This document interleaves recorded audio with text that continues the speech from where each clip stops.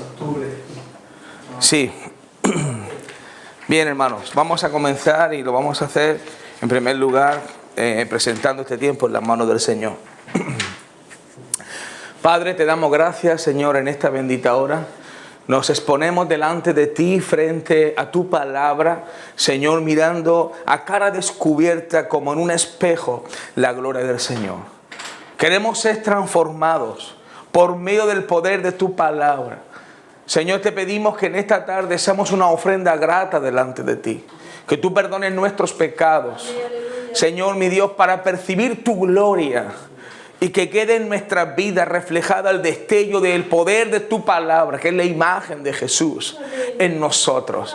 Porque queremos conocerte más. Espíritu Santo, bienvenido a este lugar. Señor, gracias por tu presencia que ya es notoria en este lugar. Bendícenos, háblanos, queremos ser enseñados por ti. Tú eres nuestro maestro. En el nombre de Jesús. Amén. Bien, mis hermanos. Esto no es un culto, esto es una escuela bíblica. Aquí se habla con total libertad. Si alguien no lo entiende, pues puede preguntar, ¿vale? Bien, nos quedamos en la página número 5 del capítulo que pone arriba 6 o punto 6, que hay una interrogancia que dice: ¿cuál es el propósito de Dios en darnos la palabra escrita? Es una pregunta que hace este estudio porque Dios tuvo que dar la palabra por algo. Sencillamente es una palabra lógica. Entonces entendemos que la palabra de Dios, en primer lugar, lo que es importante porque es el propósito de Dios en nuestras vidas. O sea, lo que la palabra revela es su voluntad en nuestras vidas. Para eso es dada la palabra. ¿Para qué? Para que se revele el propósito de Dios en nuestras vidas. Para eso es dada la palabra. Eso es una de las características que por qué Dios entregó su palabra. Para revelarnos su voluntad. Otro punto, no les puedo decir cuál es el primero y cuál es el segundo, porque es un conjunto de cosas, ¿verdad? Entonces la palabra también nos revela el carácter de Dios.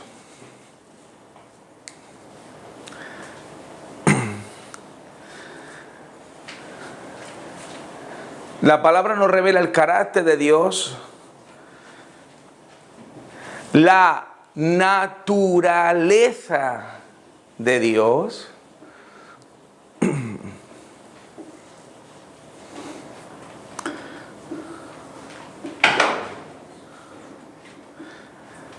la imagen de Dios,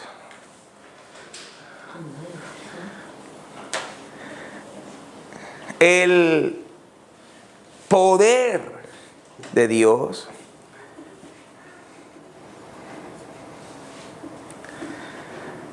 la gracia de Dios,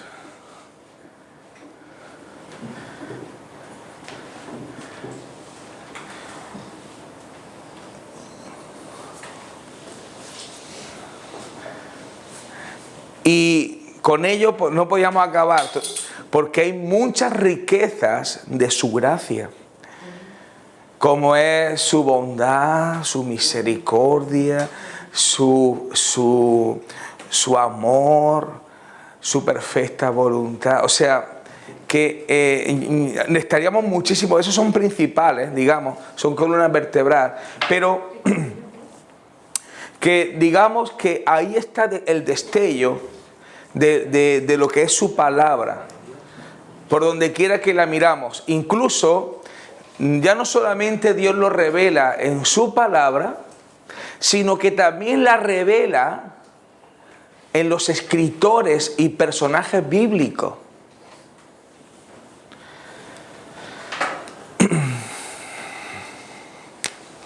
¿Revela el qué?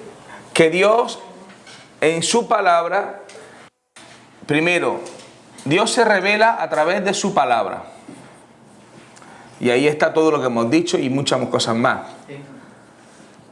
Su palabra. Pero Dios también ha permitido que aún personajes bíblicos destellen a Dios. Aquí hemos dicho que está su gracia, su bondad, su amor. Pero también personajes bíblicos lo ha permitido, segundo, personaje bíblico.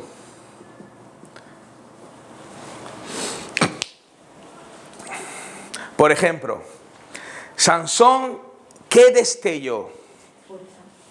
Fuerza. ¿Qué fuerza? Es un destello de la imagen de Dios.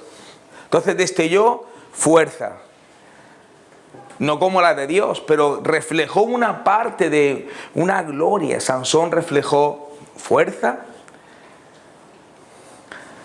Por ejemplo, Salomón reflejó sabiduría.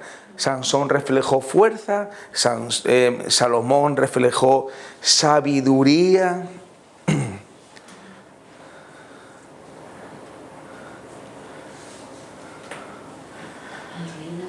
David reflejó el corazón de Dios, porque Dios dijo de David, este es conforme a mi corazón. Entonces, así sucesivamente podemos ver como Daniel, Dios muestra su visión, que tuvo una visión apocalíptica. En Jeremías Dios muestra su compasión que tiene por el pueblo. Por eso le llamaban el profeta llorón, porque lloraba continuamente por su pueblo.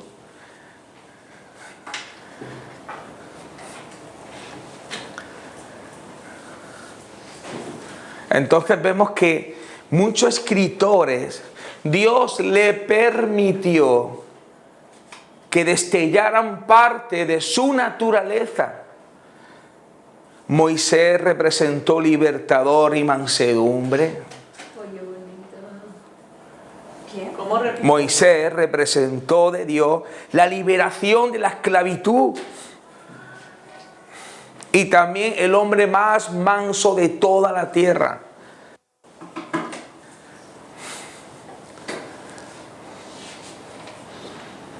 Moisés representó La liberación de la esclavitud, un libertador y la mansedumbre.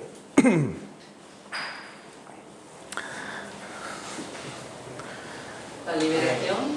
Liberación y mansedumbre. Liberación, libertad para los cautivos antiguos.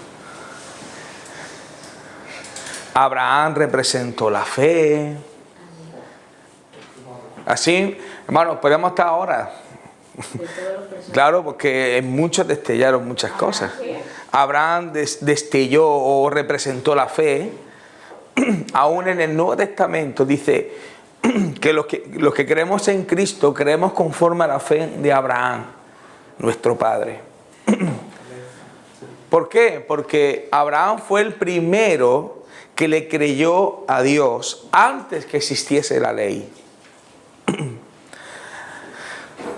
Abraham, Isaac, Jacob, las 12 tribus, después estuvieron en la esclavitud, después fueron al desierto, y en el desierto Dios dio el decálogo, o sea, los 10 mandamientos. Y entonces ahí vino los 10 mandamientos, pero entonces dice que Abraham, años atrás, 500 o 400 y pico años atrás, dice que creyó a Dios y le fue contado por justicia, antes que existiese la ley. Ya tuvo fe, ¿eh? Claro, se mantuvo, dicen Hebreos, como viendo al invisible, lo creyó y lo saludó de lejos. Amén. Ay, qué precioso. Por eso Dios le dice, le voy a ocultar a mi amigo Abraham. Llegó a ser su amigo. Uy, ¿qué pasó hoy? ¿Qué pasa? Qué precioso. Entonces, amados hermanos, vemos que Abraham representó la fe, de Dios, la fe en Dios. Entonces la fe, que nosotros queremos la fe de Abraham. Amén. Y nosotros representamos de Abraham los hijos de la promesa. Porque en ti, en tu simiente, no en la simiente, no todo Israel será salvo, sino en la simiente de Abraham. ¿Y cuáles son las simientes de Abraham? ¿Los israelitas? No, los que le creen a Dios. Esa es la simiente de la fe. O sea que los hijos de Abraham son hijos engendrados en fe y no en carne. Por eso nuestro padre es Abraham. Es muy importante entender que tenemos una paternidad ya de antaño. Que ya viene la persona de Abraham hasta que pasa por las 12 tribus, llega hasta Jesús. Amén. Y Jesús, en él somos ingestados en el olivo por medio de la palabra. Entonces, hermanos, cada personaje ha destellado algo. Dios le ha permitido que quede como ejemplo. O sea, no tiene sentido una palabra que no se activa en las personas. Amén. ¿Me explico? ¿Cómo has dicho? No sé, hermana. No tiene sentido que una palabra solo quede escrita y no actúe en las personas. ¿Me explico? Amén. Bien. Entonces volvemos al inicio de aquí, al capítulo 6, o verso al punto 6. Y dice, ella autentifica la divinidad de Jesucristo. Y ahora dice, ¿sabéis lo que estoy diciendo, no? La divinidad. No, eso es la Trinidad. No. La divinidad de Jesucristo. La divinidad de Jesucristo está diciendo que Jesús es Dios. Porque hay muchas religiones que a Jesús no lo tienen como Dios. Amén. Divinidad. Entonces, uno de los mayores, hermanos, uno de los mayores problemas que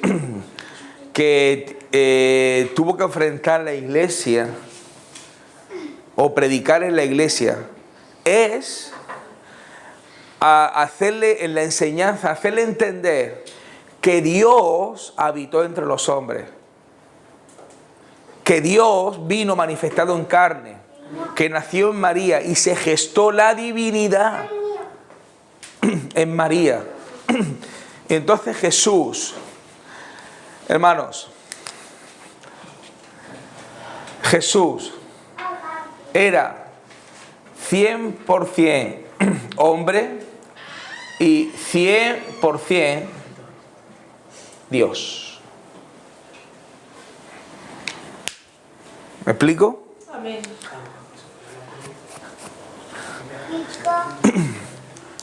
Entonces, Él vino, ¿y por qué?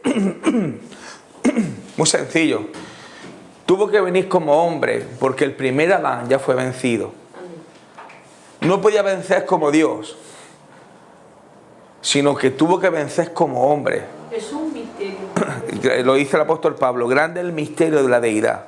Yo no lo puedo entender. Muy sencillo en ese aspecto también. Mira, yo no puedo decir cómo se gestó la divinidad juntamente con lo humano, pero hace poco que lo compartí así por encima.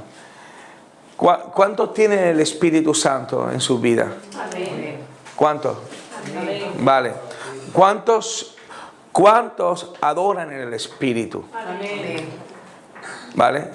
¿Cuántos creen que el Espíritu Santo es santo? Amén. ¿Cuántos son pecadores? Amén. Una, ella, muy bien. Hay una mujer también. Somos pecadores. Todos somos pecadores. Ah, muy bien, gracias. Menos yo, bueno, sí, también. Entonces, el asunto es, ¿cómo es posible que algo tan santo habite en un templo de pecado? No lo podemos entender. Ah, pues muy sencillo. Es la misma operación que se realizó en la persona de Jesús. Les recuerdo que María era una mujer de Dios que amaba a Dios, pero era pecadora, como nosotros lo somos. Amén, ¿me explico? Entonces, aquí está lo humano y aquí está lo divino. Solo, ¿cómo es posible que yo, la vieja naturaleza, pueda habitar con el Espíritu Santo? Lo que ha hecho Dios es aislar una cosa de la otra. Muy sencillo. ¿De qué manera?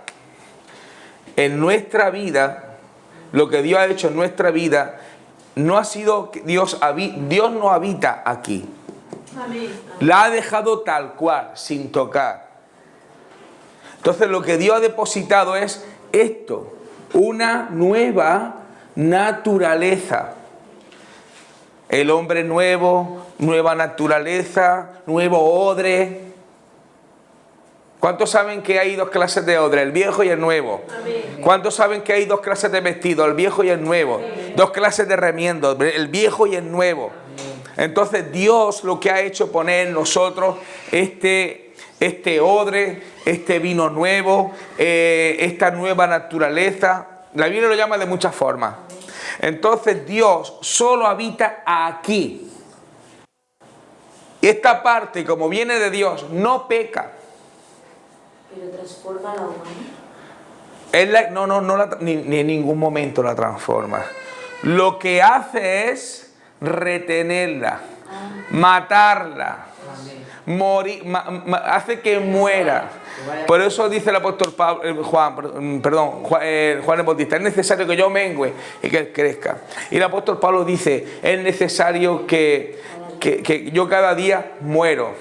También el apóstol Pablo dice: para mí el vivir es Cristo, y ya no vivo yo, sino que Cristo vive en mí. ¿Lo entienden? Esta es la que hace retener esta, esclavizar a esta, crucificar a esta. La nueva naturaleza. La nueva naturaleza. ¿Cómo hace esa parte? Cuando andamos en el Espíritu, adoramos, cantamos, alabamos, hace la otra presión. Le voy a contar la historia para que me entienda. Un hombre tenía dos perros, uno blanco y otro negro. El blanco, él decía: hoy va a ganar el perro blanco. Y ganaba el blanco. A la semana siguiente, la pelea otra vez: hoy va a ganar el perro negro. Y ganaba el perro negro. Y la pregunta le dije: ¿y cómo sabes tú quién va a ganar y quién no va a ganar? Dice: muy sencillo, cuando quiero que gane el perro blanco, le echo de comer mucho y al otro le echo poco. A la hora de la batalla, de la pelea, el otro está flojo y no quiere pelear. Y cuando quiero que gane el otro, al contrario, alimento a uno. Entonces, en la manera que alimentemos, ¿vamos bien el espíritu o en la carne? Si estás todo el día criticando y refunfuñando y mirando el defecto, y ¿qué esperas? Carne. Pero si anda en el Espíritu, ora, lee, canta, lo que ha alimentado, eso es lo que va a ganar. Hace que lo otro, incluso a la hora del pecado, te das cuenta que hay cosas que dicen: no, esto pone la santidad. Pone leyes en nosotros. Pero ¿eso tiene que ver algo con las pruebas y las aflicciones que pasan los cristianos? No. La santidad o el orar más y estar leyendo, ¿eso puede influir en la... No que vengan más pruebas con las pruebas, pero sí a la hora de vivir las pruebas, uno la pasa con quejabanza y otro lo pasa con alabanza. ¿Me explico? Uno ve esta prueba como que saltar un muro. La ve como un impedimento o como un ejercicio para ejercitarnos. Uno ve una batalla para esto me van a matar, o cómo puedo ejercitarme para poder tener más capacidad. Todo lo que tenemos marcas de guerra ha sido una sencilla razón. Es algo que lo que no hemos enfrentado no ha podido vencernos. Llevamos las marcas porque estamos vivos. Y esas marcas se ganan. El apóstol Pablo dice que nadie me cause molestia, porque llevo en mi cuerpo las marcas del Señor Jesucristo. ¿De qué? ¿Lo crucificaron? No. De azote. De apedrada. Porque Pablo murió apedreado. Luego lo resucitó Dios. O sea, todo eso el apóstol Pablo llevaba sus marcas, las marcas de Jesús, de que era un hombre entregado. Entonces, cada prueba es para enseñarnos. En vez de decirnos, Señor, ¿por qué? Deberíamos decir, Señor, ¿qué es lo que me quieres enseñar? Que es muy diferente.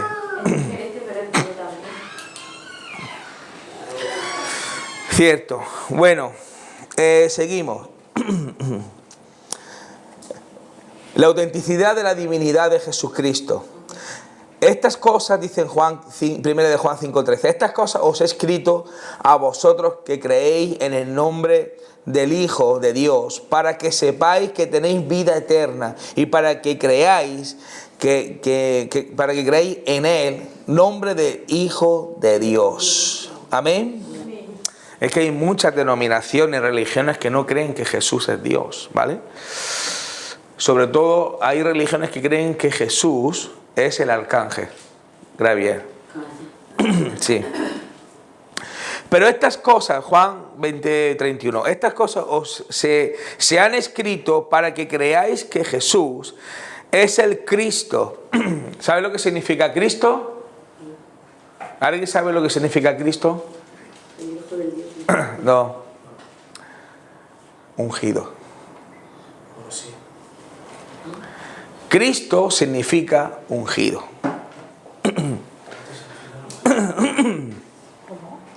Cristo significa ungido.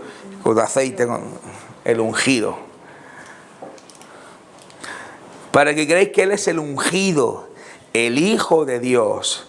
Para que creyendo tengáis, dice, vida eterna. Esa palabra vida, que tengáis vida eterna, para que tengáis vida en su nombre. Está diciendo que esa vida, lo que está haciendo alusión el apóstol Juan, es para que tengáis plenitud.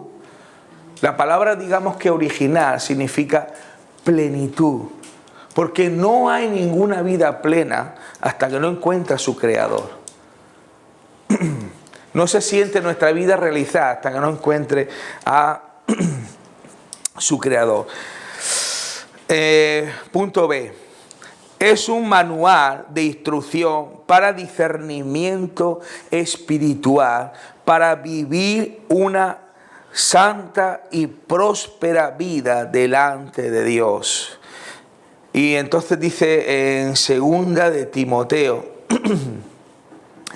capítulo 3, en el verso 16, dice que toda palabra es inspirada por Dios para enseñar, corregir. Ahí lo ponen los puntos. ¿Lo ves que pone punto 1? Para enseñar, corregir, redarguir, para instruir en justicia.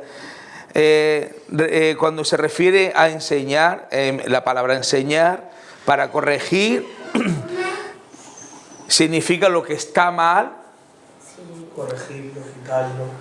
Y redarguir es hacernos aprender el bien. O sea, la palabra hace a enseñarnos a hacer el bien.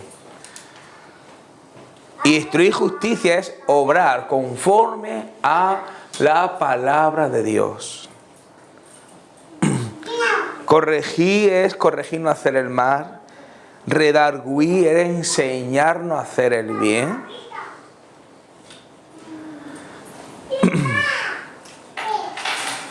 Para instruir la justicia en Dios. Instruir en justicia quiere decir que somos, digamos, preparados para obrar conforme a la palabra de Dios. Ahora, como resultado, sigue diciendo ese texto, para que el hombre de Dios sea perfecto, maduro quiere decir. Preparado, se lo está puesto aquí, solo digo yo porque me sé el versículo de memoria. Preparado para toda buena obra. O sea, que la palabra de Dios, hermanos, es un manual. Un manual que en ella lo que hace es corregir, instruir y obrar en justicia con la finalidad. Es un manual ¿para qué?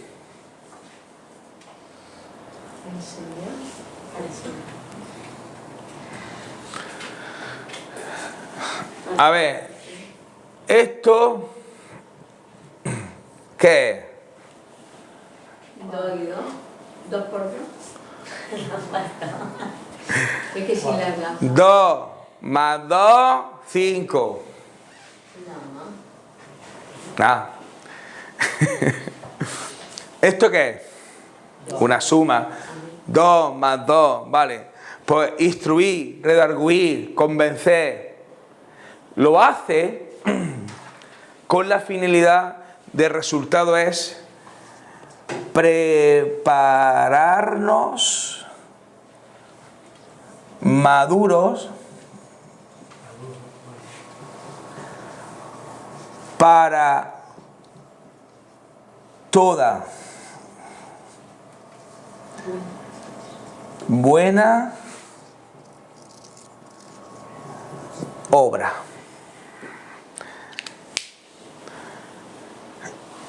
Esto es el resultado de esto. Y corregir, instruir, prepararnos, es para todas estas cosas que he dicho, que aquí lo pone en el punto B, que pone para enseñar, para corregir, para redarguir, para instruir justicia, a fin de que el hombre de Dios sea maduro, enteramente preparado para toda buena obra. Amén. La palabra de Dios, hermanos, no sirve, no tiene sentido que se dé si no va a producir un efecto en nosotros. Entonces es un manual para tratar con nuestras vidas. La palabra lo que trata es con nuestras vidas. La palabra no trata con la naturaleza. La palabra no trata con los animales. La palabra de Dios no trata, hermanos, en enseñar solamente en el conocimiento, sino que la palabra es para tratar en nuestras vidas. Amén. Por eso dice que la palabra de Dios es el estándar por el cual algo puede ser juzgado como correcto e incorrecto. Isaías tal, fue escrita para nuestra enseñanza. Entonces en Romanos 15:4 dice así: porque todas las cosas que se escribieron antes para nuestra enseñanza se escribieron, a fin que por la paciencia y la consolación de las Escrituras tengamos esperanza. Amén. Eso luego lo pueden leer en la casa. Dice también en 1 Corintios 10:11, dice: y estas cosas que les acontecieron como ejemplo y están escritas para amonestarnos a nosotros, a quienes han alcanzado los fines de los siglos. Hermanos, la palabra de Dios está hecha para tratar con la vida, para tratar.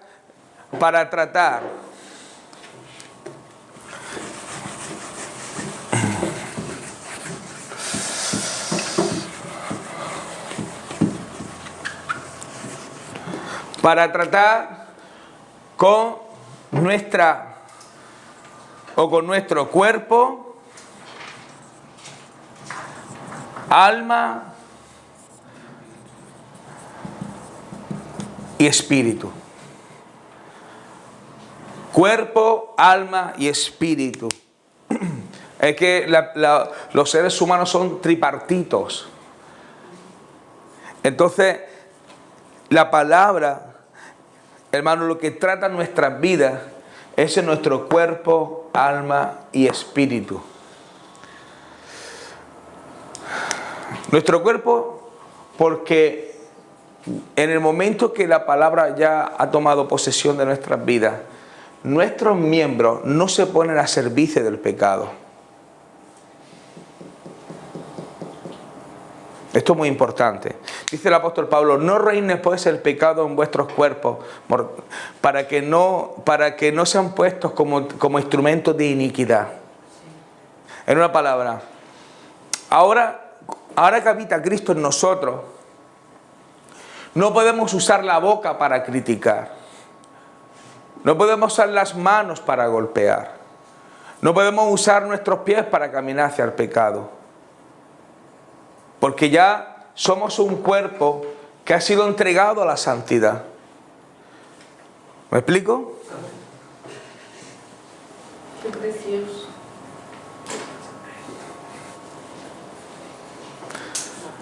En una palabra, si criticamos, si maldecimos,